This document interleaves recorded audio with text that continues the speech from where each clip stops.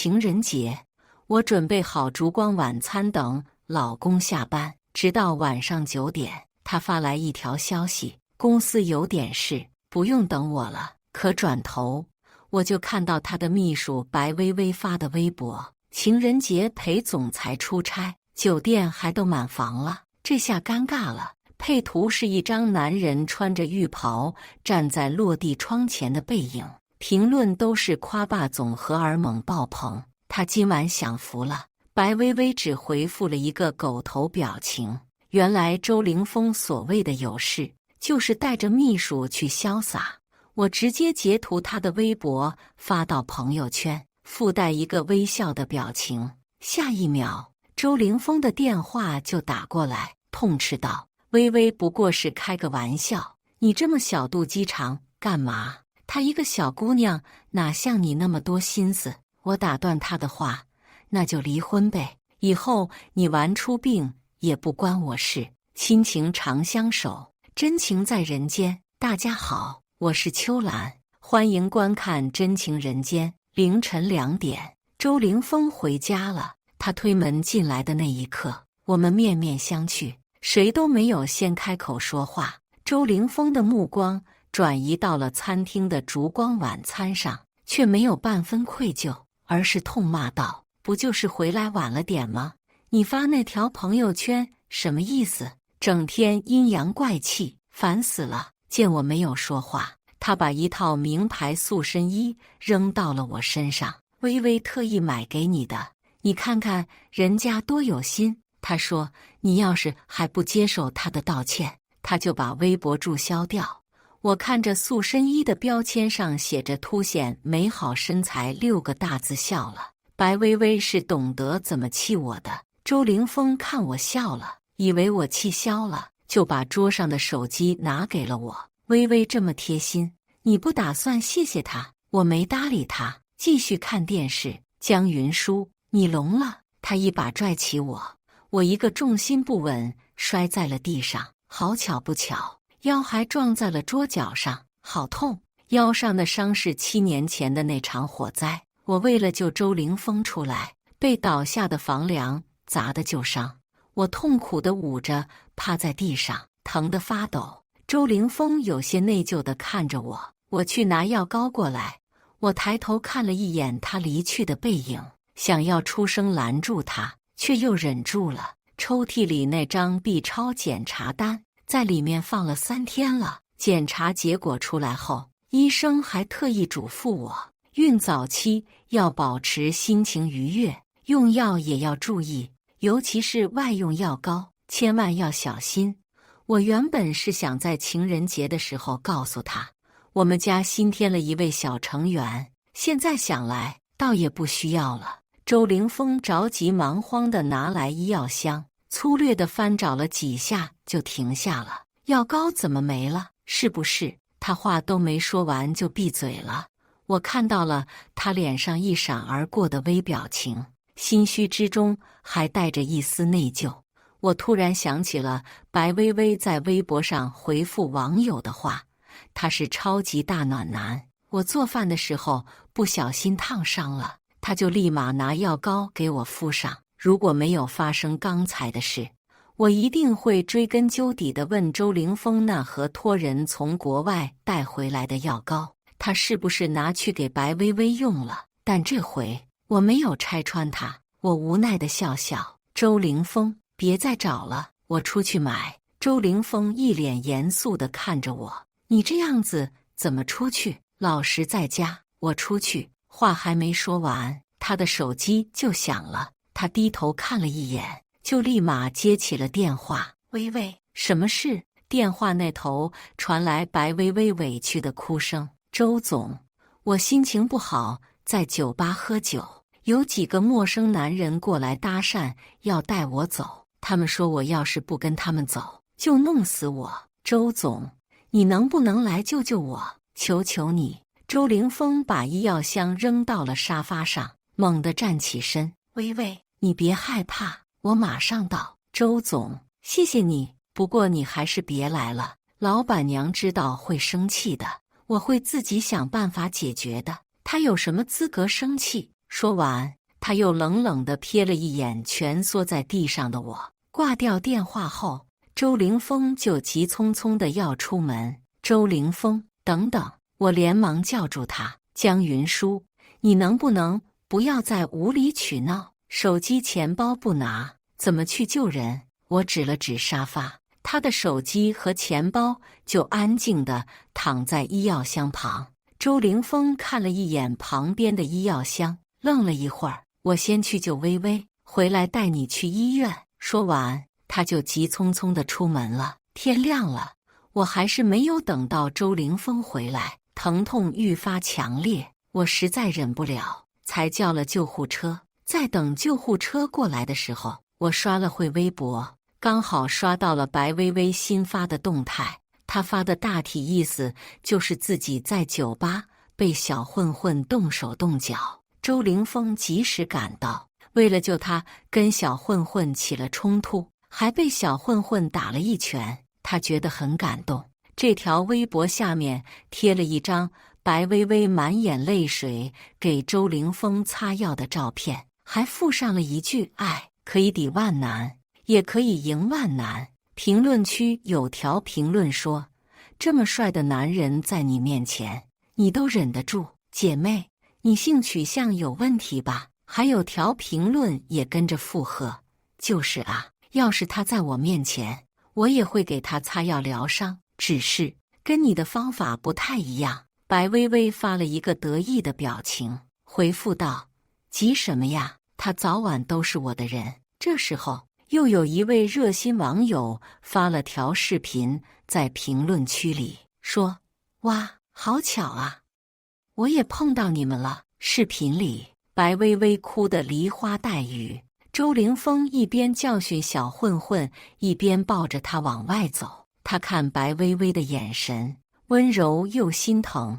我突然想起半个月前，周凌风喊了一堆人去会所喝酒，我到会所的时候，大家还没到。周凌风说公司临时有点事要处理，一会儿就来。没过多久，一个男人就走进来了，他是周凌风的合作伙伴，叫吴昕。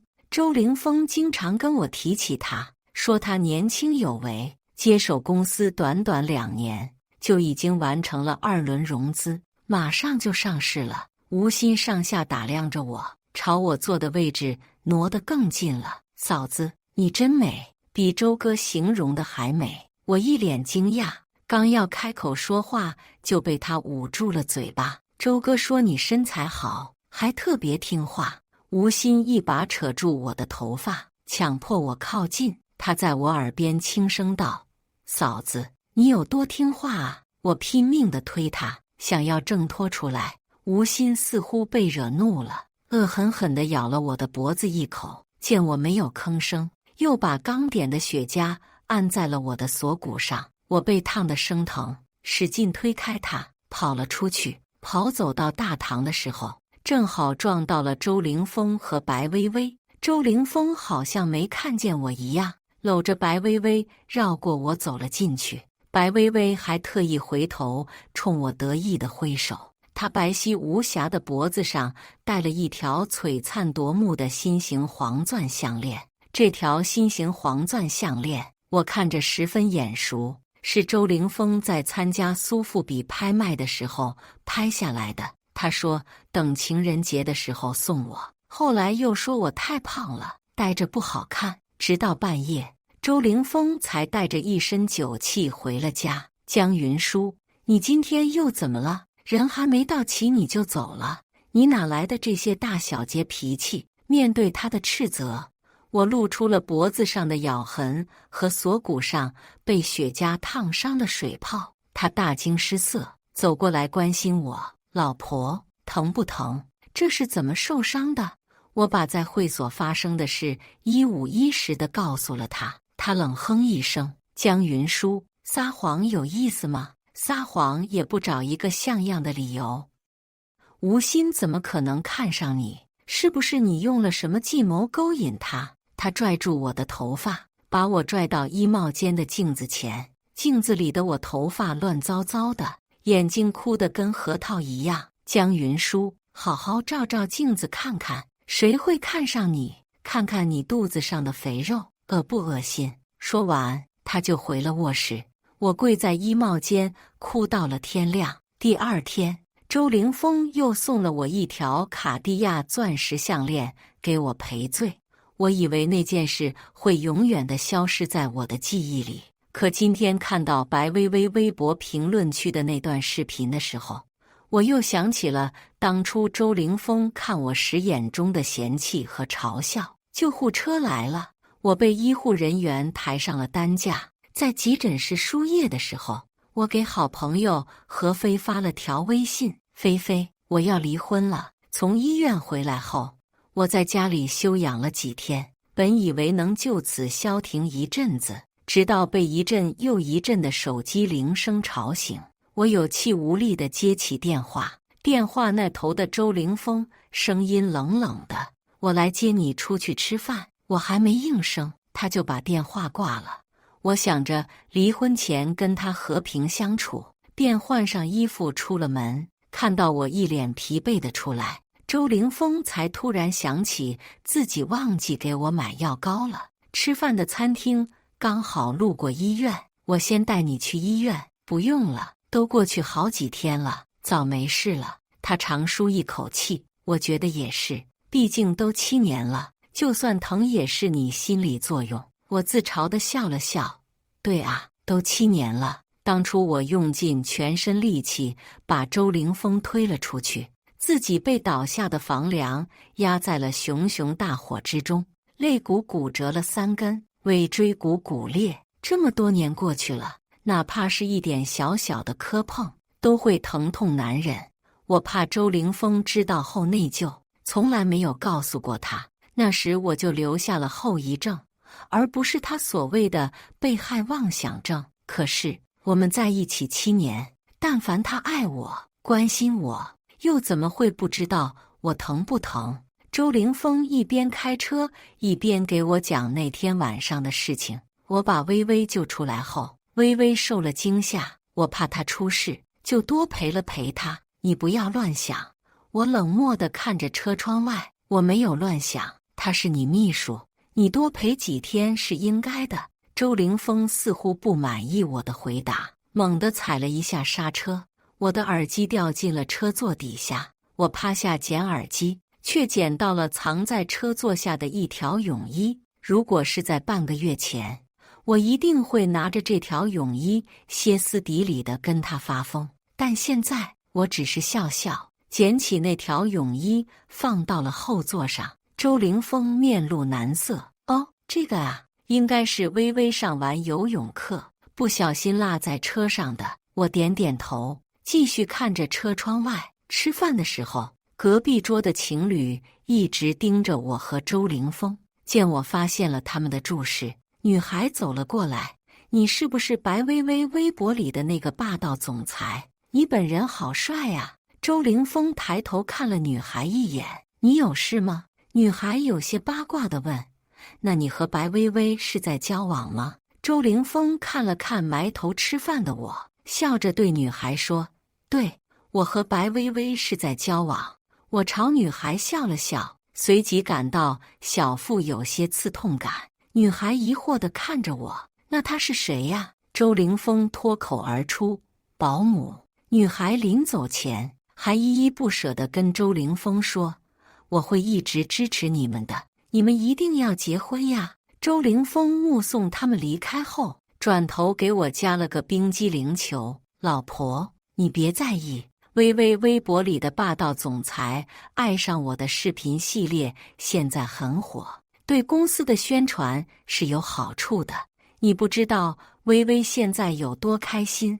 我如果在私底下拆她的台，她会伤心的。”我对她的解释毫无兴趣，我不在意，你不用解释。这时候，小腹的刺痛感越来越严重，我痛苦地捂着小腹，脸色也变得煞白起来。回家路上，周凌风又接到了白薇薇打来的电话：“周总，你能不能来游泳馆接我？我穿的有点露，不方便打车，求求你啦！拜托拜托！”经不住电话那头的白薇薇撒娇发癫。周凌风宠溺地笑了笑：“好好好，我马上过来。”周凌风挂掉电话后，握住我的手亲了一口：“老婆，我们一起接薇薇，这样你就不会乱想了。”周凌风，你不能去，我的肚子好痛，你赶快带我去医院，快点！他听到我的话后，脸色一下子就阴沉起来。江云舒，你能不能不要这么矫情？我怕你乱想，才想带你一起过去，没想到你跟我玩上了苦肉计。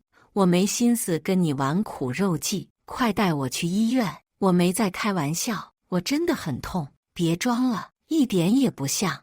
我突然感觉到一股湿热的液体流出，我怀孕了，现在肚子很痛，可能是先兆性流产，所以我们现在必须去医院。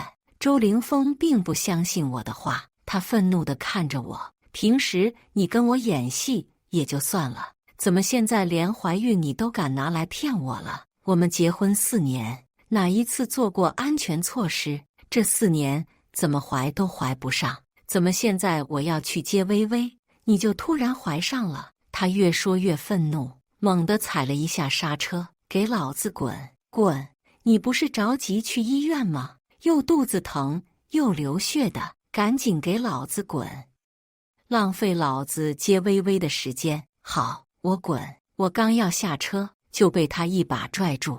我真的不能对你太好，把你惯得越来越不听话了。我们离婚吧，周凌风。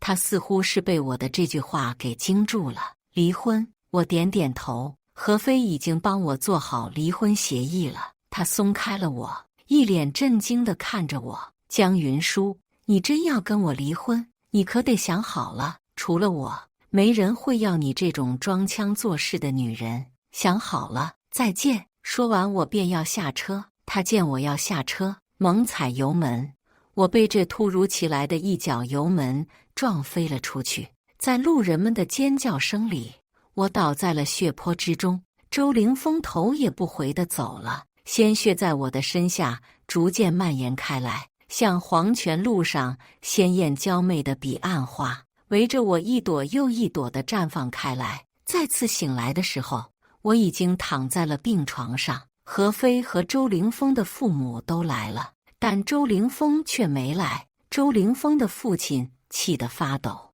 我怎么会有这种败坏家风的儿子？真是畜生！”周凌风的母亲也哭得伤心：“凌风怎么不接电话呢？儿媳妇都伤成这样了。”何飞在一边淡淡地说：“江云舒，我们报警吧。周凌风这是杀人未遂。”周凌风的母亲立马就坐到了我床边，摸着我的头发说：“儿媳妇，咱们都是一家人，一家人哪会没有个磕磕绊绊呢？凌风是个懂事的孩子，他一定会跟你道歉的。”何飞刚要开口对他，我就拦住了：“菲菲，你去帮我买点吃的吧，我好饿。”何飞点头应下，便出去了。现在病房里只剩下了我和周凌风的父母。我双手撑着床，艰难地坐了起来：“爸妈，我们要离婚了。”周凌风父母听完我这句话后，差点晕倒在病房里。“云舒，离婚不是儿戏，若你们离婚的新闻一出，对家里公司也是有影响的。儿媳妇，凌风对你多好啊，你不能因为一时生气就做了冲动的决定啊！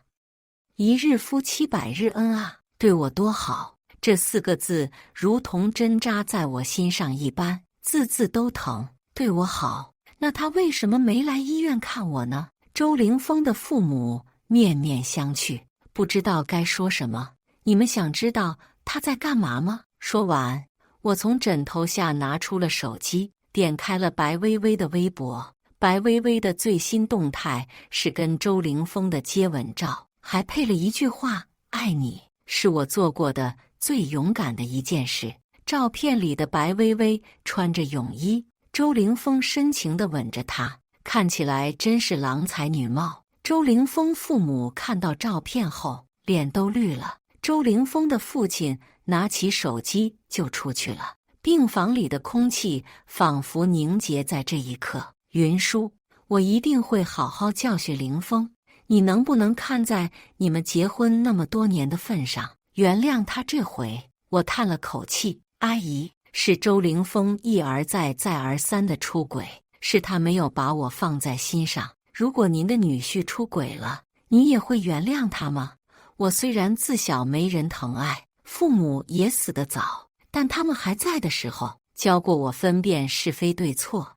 我如果连这点都分辨不清，我对得起他们的谆谆教导吗？周凌风的母亲听完后沉默不语，重重地叹了口气。贱人！周凌风踹门而入，朝我身上扔了一束白玫瑰。你胆子真肥，敢用苦肉计骗我爸妈！走，我们现在就去民政局离婚。走啊！凌风，别说了。周凌风的母亲拦在了他身前。妈，你别被他骗了，他就是在演戏。我太了解他了。我从病床上摔了下来，浑身冒冷汗，胸口憋闷的仿佛要窒息。何飞看到后，转头就跑去喊护士。护士推了监护仪和氧气瓶进来，盖上氧气罩后，我才逐渐缓了过来。你们不知道病人有哮喘吗？何飞瞪了周凌风一眼，不光不知道他有哮喘，还想杀人呢。周凌风呆滞在原地，他看我虚弱地躺在床上，脸上竟浮出了一丝内疚。老婆，对不起，我不知道你有哮喘。我没有埋怨他，因为我知道他心里已经没有了我的位置。何飞见我逐渐平稳下来，怒气冲冲地走到周凌风面前，甩了他一耳光。周凌风父母没有拦住何飞，任凭何飞发了疯似的打骂自己的儿子。何飞把抽屉里的病历扔在了地上。周凌风，你还是个男人吗？云舒怀孕了，你不光没照顾好她，还想撞死她。不过现在挺好的，孩子也没了，她子宫也切了，不用再受你这畜生的折磨了。周凌风捡起了地上的病历，手微微的颤抖着，泪水啪嗒啪嗒的落了下来。1个星期后，我出院了。出院的第一件事就是找周凌风离婚。周凌风死活不签字，要么说公司最近事太多没时间，要么就说何飞你的离婚协议书有几条不对。他说的是离婚协议书上的财产分割问题，我要求净身出户，可他非要补偿我。他明知道我不是拜金的人，却非要拿着这一点跟我纠缠。一会儿说要给我527万，我听出来527是我爱妻的谐音，便拒绝了。一会儿又提出要给我1314万，我也拒绝了。他觉得我拒绝了2次，一定是心里还有他，所以不愿意跟他离婚。我白了他一眼。周凌风，你有病吧？我说了不要你的钱，我只要净身出户。周凌风倒了杯茶给我。我知道你不图钱，但我记得我们刚在一起的时候，我要创业，但是没有启动资金，你就把老家的房子卖了，我这才有了第1家公司。原来他还都记得。当时周凌风年轻气盛，不愿意子承父业，非得自己闯荡，但苦于没有启动资金。那时候我还是他忠诚的舔狗，自然是不会见死不救的。所谓舔狗，还真是舔到最后一无所有。我喝了一口茶，淡淡的问他，所以呢？他一脸真诚地说，只要你不跟我离婚，我把公司的股份分1半给你。我一脸震惊地睁大眼睛看着他。周凌风，你是不是有点什么大病？在车上不是还愿意跟我离婚，在医院也说了要离婚，怎么现在又反悔了？你还是男人吗？他低下头小声地嘀咕起来。老婆，我是一时气话，我心里不是那么想的，你是知道我的。是吗？你不是还说我身材像头母河马，还说没人会要一头又老又肥的母河马？而你离婚后，柳暗花明又一村，这也是一时气话。周凌风的头都快要低到地毯上了。对，那是一时气话，不是真的。我冷笑一声。那天他们公司开年会，白薇薇盛装出席，很多公司员工好奇我的长相。周凌风抿了一口威士忌说：“没什么可好奇的，她就是一头又老又肥的母河马，哪有薇薇漂亮？”白薇薇嗲嗲地挽着周凌风说：“周总，你就给我们看看照片嘛。”周凌风宠溺地看着她：“你在我心里是最美，别看了。”他俩没想到这段话被人一字不落地录了下来，发给了在电梯上的我。我赶到宴会厅后，还被周凌风嘲笑了一番，怎么穿得这么低俗。说完，他牵着我的手落座。我翻着菜单上的菜品，突然看到了一处不懂的地方。我拍了拍周凌风：“老公，白松露和黑松露有什么区别？我要怎么选？”坐在一边的白薇薇故意大声说道：“看来老板娘很少吃米其林，白松露可比黑松露贵多了。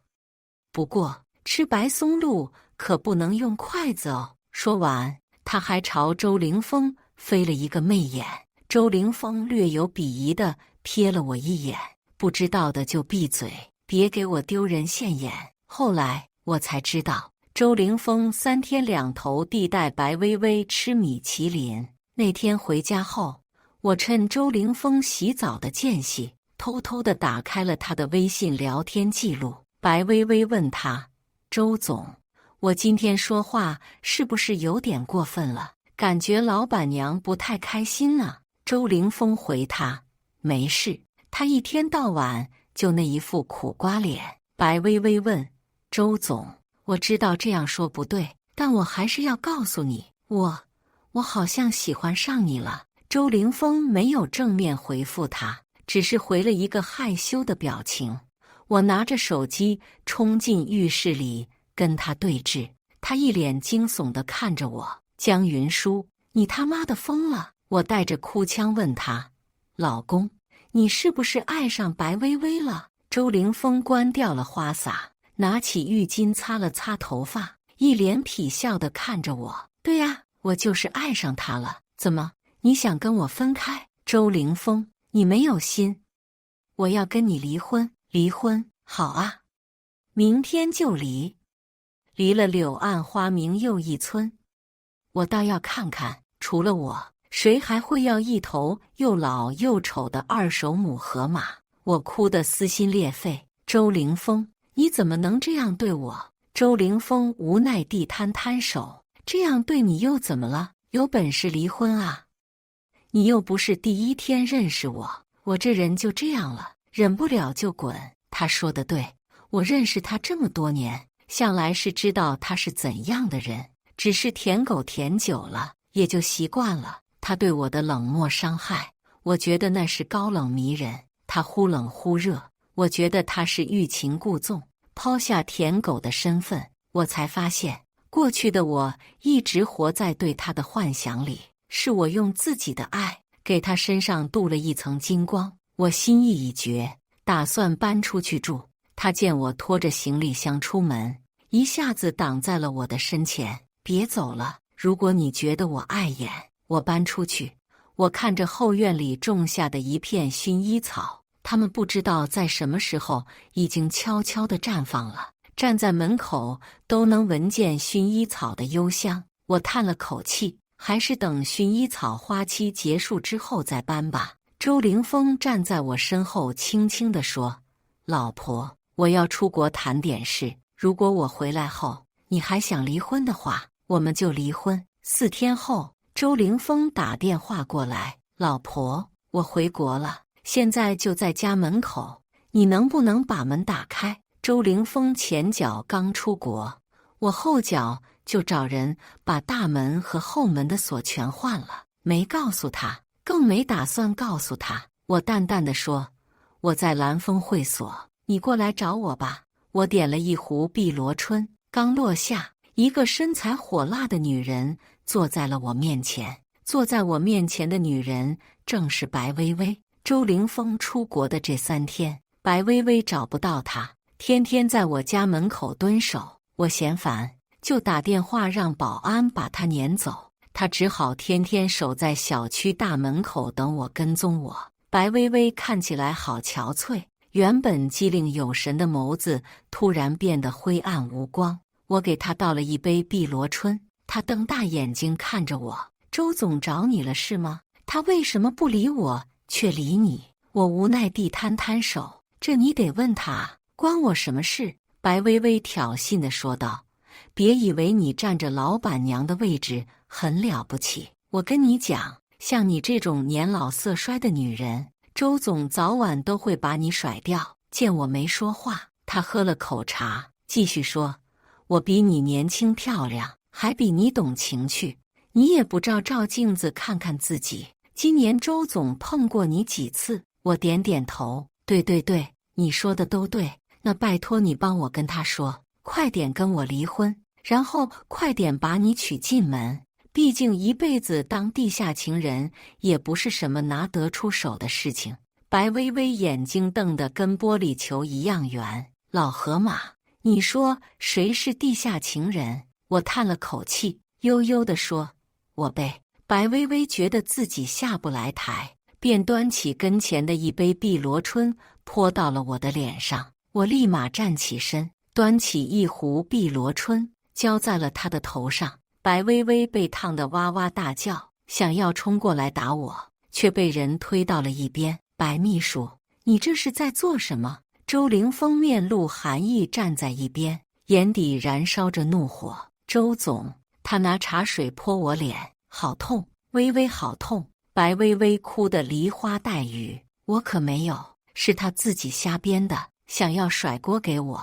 我如今胆子也是大了，敢明目张胆地扯谎。只是我没想到，周凌风竟然指着白薇薇破口大骂：‘白秘书，你是什么身份？自己没点数吗？谁给你的胆子敢这么放肆？就算我老婆真拿茶水泼你，也是老板娘管教公司员工，理所应当的。”白薇薇呆滞地看着周凌风，见周凌风没有要安慰自己的意思，便掩面哭着跑出去了。见白薇薇离开后，周凌风坐在了我对面，他一脸严肃：“老婆，白薇薇只是我的秘书，我跟她只是逢场作戏，我不喜欢她，我心里的位置一直都是你。”我一言不发，静静地等着他签离婚协议书。他点了2杯美式咖啡，又接着说：“一开始他诓骗我说要做一个新媒体账号，给公司新产品做营销，让我配合他做人设，我就配合了。很多东西都是剧本，我们2个之间什么事都没有发生，我可以发誓。”周凌风话音刚落，一阵雷声就响了起来。本来万里无云的天空刹那间乌云密布。我不想跟他过多纠缠，但是他刚才说的那番话还是引起了我的好奇心。什么都没发生，你不喜欢他，是每天跟他分享日常，是他一个电话你就能抛下生病的我立刻出现在他身边，是当着全公司的面侮辱我赞美他，是他把自己的泳衣留在你车上，还是允许他在公众平台放你们2个的亲吻照片？如果这些都叫什么都没发生，是不是非得被我捉奸在床，你才会承认？他刚想开口反驳，就被我打断了。周凌风，我还以为你是过来跟我离婚的，没想到你还要用这些话来恶心我。我起身就要离开，他拍了拍桌子：“云舒，先别走，我有东西给你看。”说完，他拿出了一张叠得皱巴巴的纸，我接过来，发现那是我小学的时候许下的愿望。那时候，老师会让所有学生写下自己长大后最想做的事，别人都是写1行，而我写了满满一大张纸。周凌风笑笑，指着上面的字：“老婆，别跟我离婚了，上面的愿望我一个一个帮你实现，好不好？”上面说你想去普罗旺斯看薰衣草，我们明天就去好不好？你还说想去学自由潜水，然后去塞班岛潜水，我陪你一起学好不好？还有，你还说你想……够了。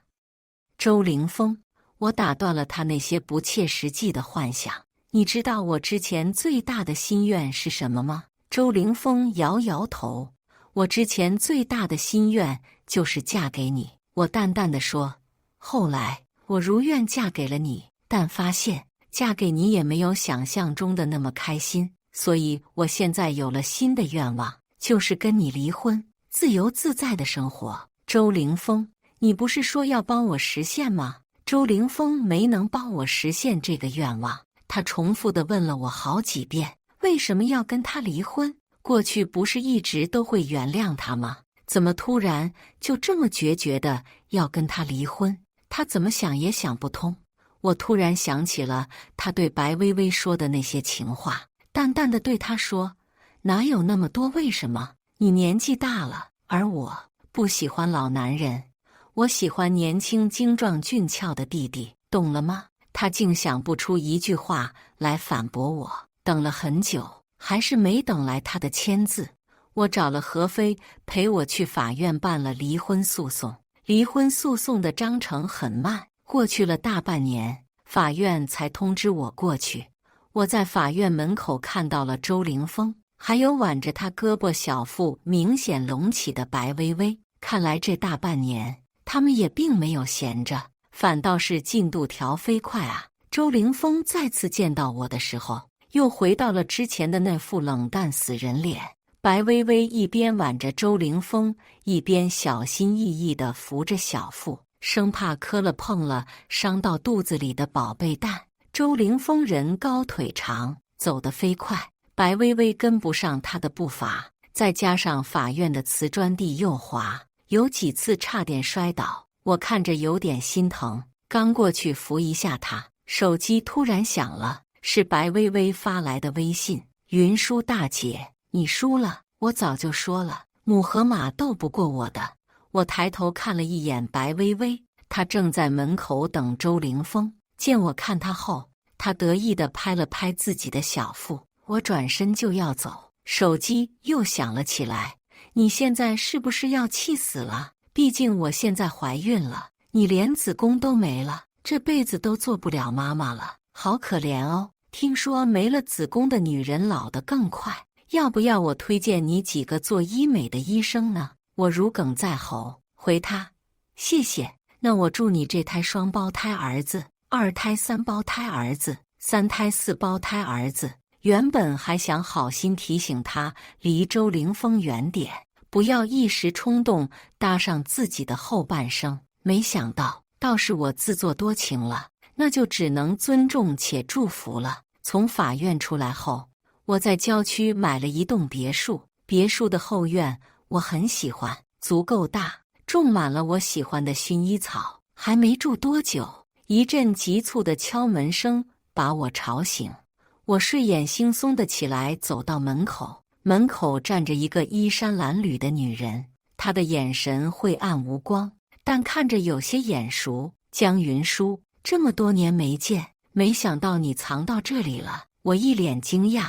你是谁？你不记得了？7年前，我往周凌风的家里放了一把火，是你把他救了出来。我还记得你被那根房梁砸得好严重呢。他浅浅地笑着，似是沉浸在那天的场景里。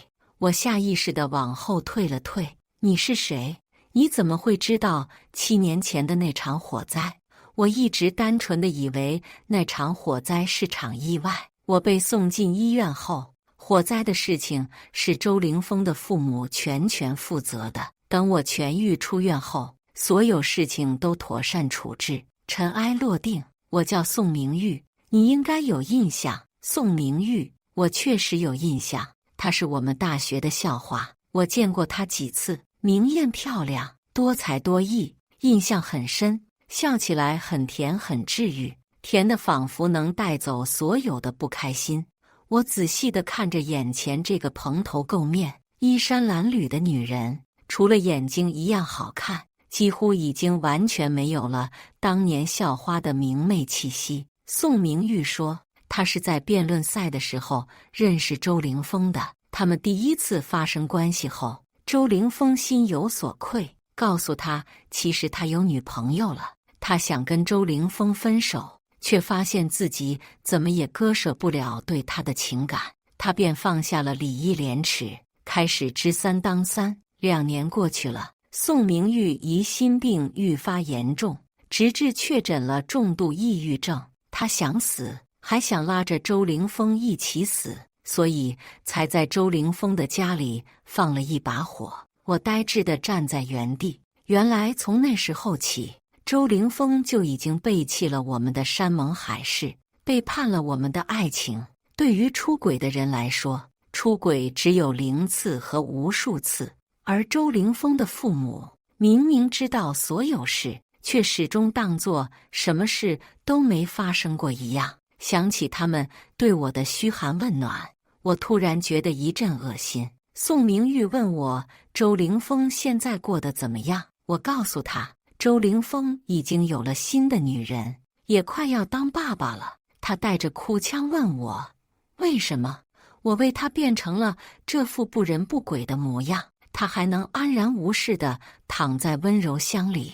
我拍了拍宋明玉的肩膀，该走出来了，不要一直停留在过去，不值得，不值得啊，宋明玉，你值得更好的生活啊。宋明玉叹了口气，江云舒，我可真佩服你，7年的感情说放下就放下了。我刚想开口反驳，他就转身离开了。第2天早上，电视和手机就开始疯狂播报昨天晚上发生的社会新闻。一个女人在医院门口拿菜刀砍了一对夫妻，一死一轻伤。我点开视频，看到了路人的第3视角拍下的视频。视频里，周凌风和白薇薇站在医院门口争吵，白薇薇刚要说话，周凌风就甩了她一巴掌。白薇薇下意识地扶着肚子给周凌风下跪，哭着喊着求他不要离开。宋明玉背着一个大大的手提包出现在视频里，他从手提包里掏出了一把菜刀，一把推开了跪在地上的白薇薇，然后他抬起手对准了周凌风的脖颈，顿时血如泉涌，路人们如受惊的鸟兽四散开来。宋明玉满意的仰天大笑，这一刻，他终于完成了7年前没有完成的复仇。感谢大家的观看，欢迎大家在下方评论区讨论。如果你喜欢这类故事，记得点击订阅《真情人间》，并分享给更多的人，这会对我帮助很大。再次感谢大家的观看。